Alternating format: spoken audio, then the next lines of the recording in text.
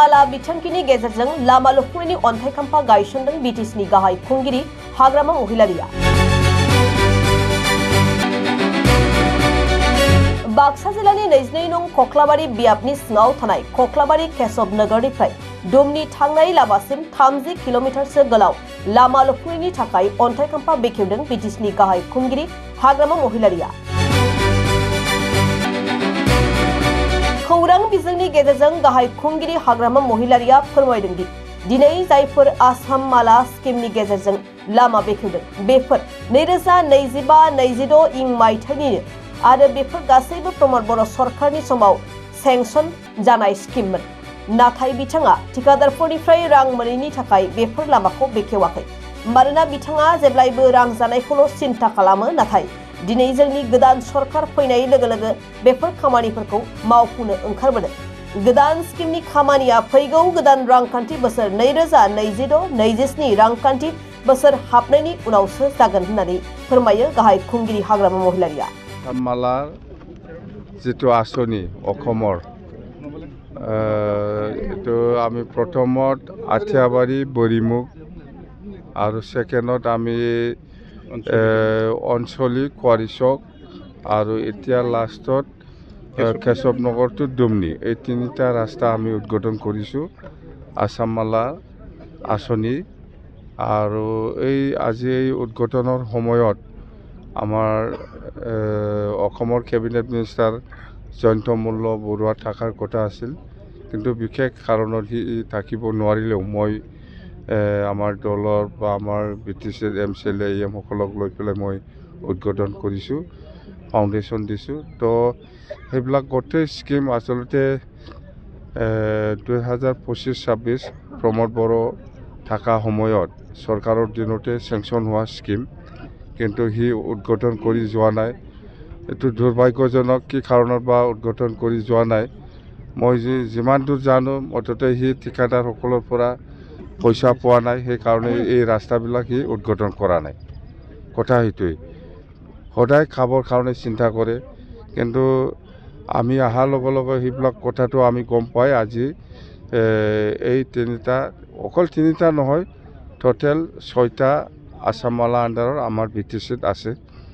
সেইখিনি ৰাস্তাবিলাক আৰু আমাৰ সিফালে গোসাইগাঁৱত এটা আছে আৰু সেই কিবা আৰু এটা আছে পৰ্বতজৰা এটা আছে। সেইখিনি ৰাস্তা আমি অতি সোনকালে আৰু উদ্বোধন কৰিব। তো আমাৰ ETC অঞ্চলত আৰু আমাৰ বহুত আছে, নাবাৰ্ডৰ ৰাস্তা আছে আৰু আমাৰ CM গুডউইল মিছনৰ কিছুমান ৰাস্তা আছে, সেইখিনি ৰাস্তাও আমি কৰি আছোঁ। কিন্তু এইবিলাক গোটেই ৰাস্তা কিন্তু আমাৰ এতিয়া নতুন চৰকাৰ অহাৰ লগে লগে আমি যে নতুন স্কিম ধৰি পেলাই চেংচন হৈছে এইটো নহয়। এইবিলাক যিখিনি মই ৰাস্তাৰ কথা কৈছে, গুডউইল মিছনৰ চেমচাৰৰ গুডউইল মিছনৰ ৰাস্তা বা এই আসাম মালা ৰাস্তা বা 2020 চনৰ 27 জানুৱাৰীত চুক্তিৰ দ্বাৰা কিছুমান ৰাস্তা বনোৱা বা ইনফ্ৰাষ্ট্ৰাকচাৰ বনোৱা, সেইবিলাক গোটেই স্কিমবিলাক প্ৰমোদ বড়োৰ দিনতে চেংচন হোৱা, কিন্তু প্ৰমোদ বড়োই সেইবিলাক ফাউণ্ডেশ্যন কৰা নাই। মতলবটো কি? নিজে চুক্তি কৰি পেলাই পইচা আনিছে, আজি ফাউণ্ডেশ্যন সময়ত নাই।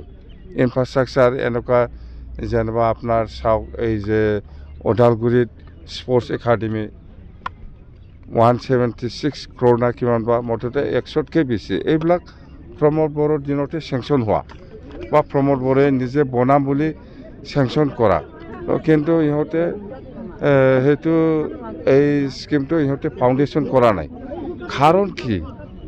নিজে আনিছে, নিজে ফাউণ্ডেশ্যন নিজে বনাব ইচ্ছা নাই, তাৰমানে খাব পোৱা নাই।